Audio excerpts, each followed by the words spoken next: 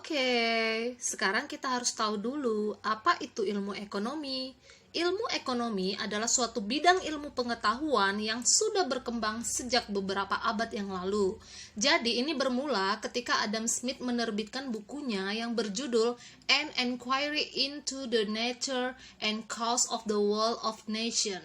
Ya, jadi dari situlah muasal ilmu ekonomi. Sekarang kita harus tahu dong apa sih ilmu ekonomi itu atau studi ilmu ekonomi itu. Menurut Samuelson, ilmu ekonomi adalah suatu studi mengenai pilihan yang tepat untuk memanfaatkan sumber-sumber produktif yang langka dan terbatas untuk menghasilkan berbagai barang serta mendistribusikannya. Sementara menurut Adam Smith, yaitu bapak ekonomi, ilmu ekonomi adalah ilmu yang mempelajari tingkah laku manusia dalam usahanya untuk mengalokasikan sumber-sumber daya yang terbatas guna mencapai tujuan tertentu. Ya. Oke, selanjutnya kita harus tahu masalah pokok perekonomian itu apa. Mengapa individu, perusahaan, dan masyarakat perlu memikirkan cara yang terbaik untuk melakukan kegiatan ekonomi? Ya, ini karena adanya masalah scarcity atau kelangkaan atau kekurangan ya. Jadi inti masalah ekonomi itu adalah kelangkaan.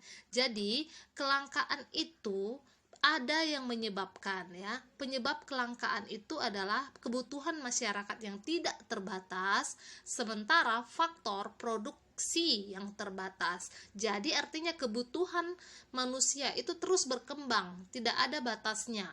Ya, sementara alat pemuas kebutuhan yaitu faktor produksi itu sifatnya terbatas. Inilah yang menyebabkan terjadinya kelangkaan. Jenis-jenis barang sebagai alat pemenuhan kebutuhan manusia.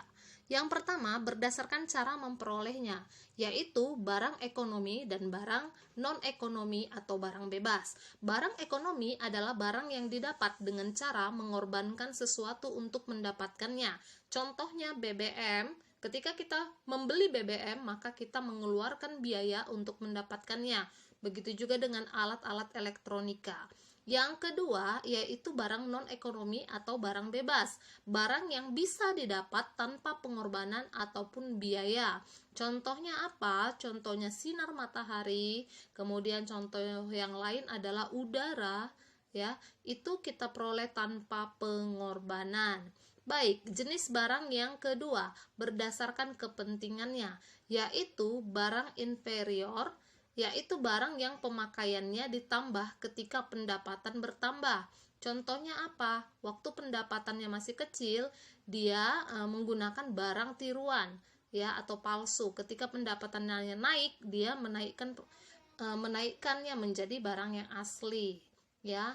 Kemudian barang esensial. Barang esensial itu adalah barang yang sangat diperlukan untuk memenuhi kebutuhan ya, permintaannya tidak signifikan. Contohnya apa?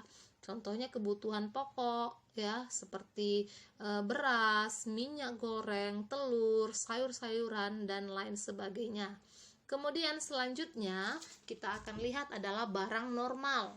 Barang normal itu apa? Barang yang permintaannya itu bisa bertambah di saat pendapatan kita juga meningkat. Begitu juga sebaliknya ketika pendapatan menurun. Apa itu? Contohnya alat-alat komunikasi seperti HP ya. Kemudian yang keempat adalah barang mewah, yaitu barang yang berharga mahal dan dapat menaikkan status sosial penggunanya. Ya, jadi ketika digunakan ataupun dibeli, maka status sosial penggunanya biasanya meningkat. Contohnya apa? Mobil mewah, ya.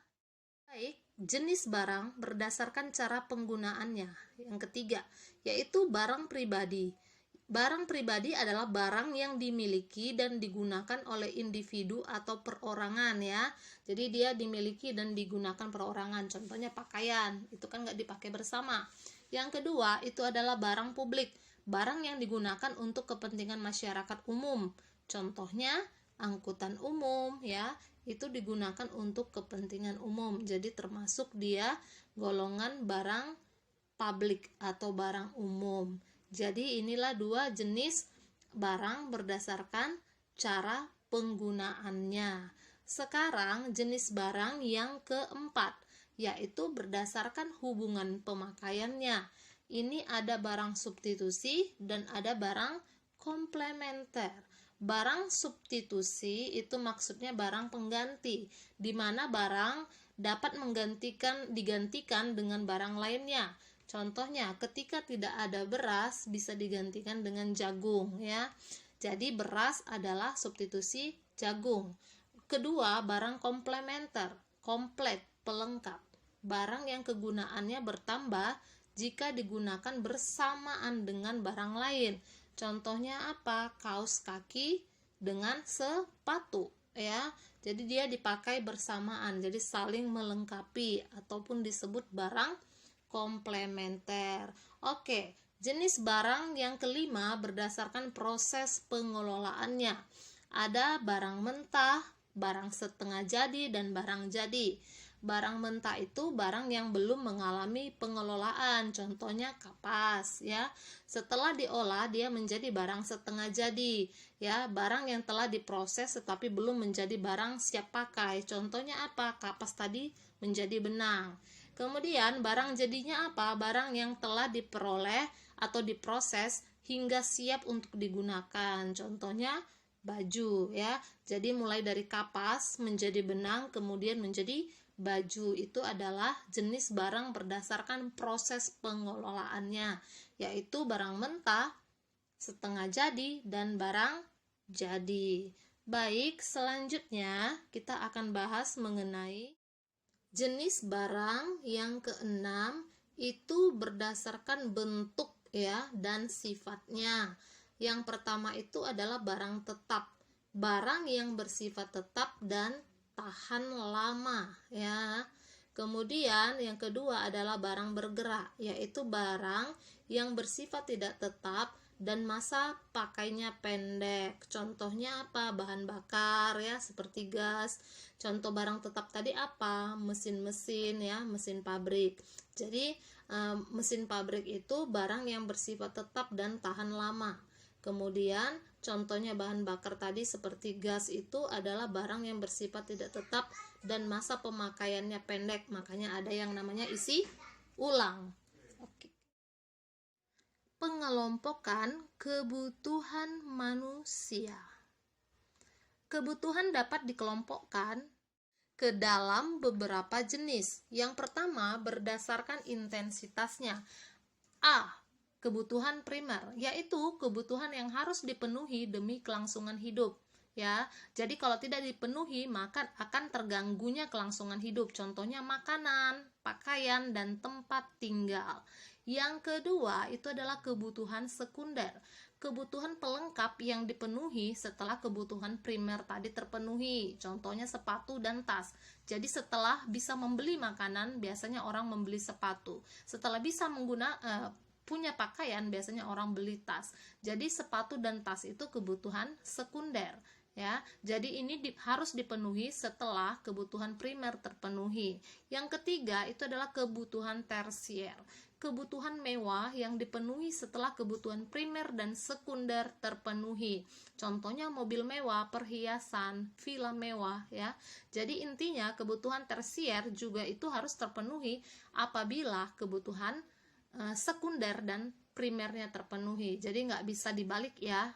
Oke, selanjutnya kita akan bahas mengenai kebutuhan menurut subjeknya. Yang pertama adalah kebutuhan umum.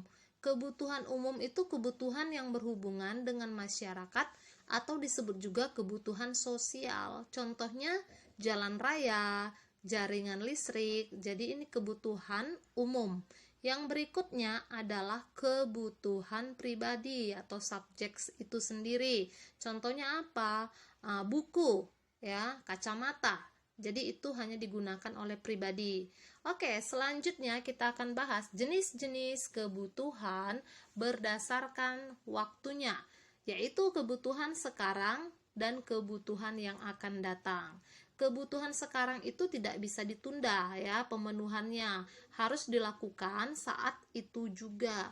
Contohnya orang sakit wajib minum obat ya, atau orang sakit dirawat di rumah sakit, itu tidak bisa ditunda. Jadi itu jenis kebutuhan sekarang. Kebutuhan masa yang mendatang, kebutuhan yang dirancang atau direncanakan untuk terpenuhi di masa depan. Contohnya, biasanya orang tua menabung untuk mempersiapkan biaya kuliah anaknya. Jadi itu adalah jenis kebutuhan yang masa datang. Oke, selanjutnya kita akan melihat jenis-jenis kebutuhan berdasarkan sifatnya, yaitu kebutuhan jasmani dan kebutuhan rohani. Kebutuhan jasmani, kebutuhan yang berhubungan dengan tubuh manusia, ya, contohnya makanan, obat-obatan, dan pakaian. Kebutuhan rohani, kebutuhan yang berhubungan dengan kejiwaan seseorang, contohnya apa? Kegiatan keagamaan, pelatihan, keahlian, kemudian apalagi rekreasi dan sebagainya. Penyebab-penyebab kelangkaan. Yang pertama, keterbatasan benda pemuas kebutuhan di alam. Yang kedua, kerusakan sumber daya alam akibat ulah manusia. Ketiga, keterbatasan kemampuan manusia mengolah sumber daya ekonomi yang ada. Berikutnya, peningkatan kebutuhan yang lebih cepat dibandingkan penyediaan sarana pemuas kebutuhan atau kebutuhan manusia yang terus meningkat. Ya, jadi ini contoh keterbatasan sumber daya untuk memenuhi kebutuhan manusia ya. Jadi anak-anak pun sampai main bola di jalan raya, harusnya di lapangan karena keterbatasan lahan. Oke, untuk mengatasi kelangkaan, setiap orang harus menentukan pilihan yang tepat dan paling menguntungkan. Jadi setiap orang harus melakukan yang namanya pilihan untuk mengatasi kelangkaan. Sekarang pertanyaannya, bagaimana ya cara menentukan pilihan tersebut? Ya, ada beberapa cara untuk menentukan pilihan tersebut. Yang pasti dengan cara menentukan dasar pilihan dengan melihat biaya peluang. Jadi biaya peluang itu apa? Biaya peluang adalah segala sesuatu yang dikorbankan untuk mendapatkan sesuatu. Ya, contohnya pendapat Paul A. Samuelson dan William D. Nordhaus mengatakan bahwa biaya oportunitas atau biaya peluang itu adalah keputusan terjadi karena melakukan pilihan terhadap barang langka dengan mengorbankan barang lainnya. Ya, contohnya di sini Paula adalah lulusan sarjana ekonomi. Di samping sarjana ekonomi, Paula juga ahli pemrograman komputer.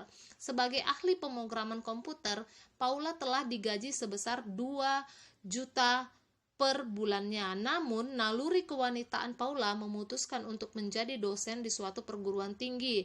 Dengan keputusan tersebut, Paula telah kehilangan kesempatan untuk memperoleh pendapatan sebagai seorang ahli pemrograman komputer. Hilangnya kesempatan untuk memperoleh pendapatan dari bekerja sebagai ahli pemrograman komputer itu adalah biaya oportunitas atau peluang. Oke, skala prioritas. Kita harus menentukan skala prioritas, yaitu kebutuhan yang lebih penting harus didahulukan pemenuhannya daripada kebutuhan lain ya. Jadi yang prioritas pertama itu adalah kebutuhan primer dan kebutuhan sekarang. Prioritas kedua itu adalah kebutuhan sekunder dan kebutuhan masa depan. Prioritas ketiga adalah kebutuhan tersier ataupun kebutuhan mewah. Jadi itu adalah tingkatan atau skala prioritas. Kedua, pengelolaan keuangan itu dapat dilakukan dengan membuka pembukuan, melakukan pembukuan, memonitor, mengevaluasi, dan membiasakan diri untuk menabung. Jadi, diharapkan dengan kita bisa mengelola keuangan, kita akan terbebas dari yang namanya masalah ekonomi.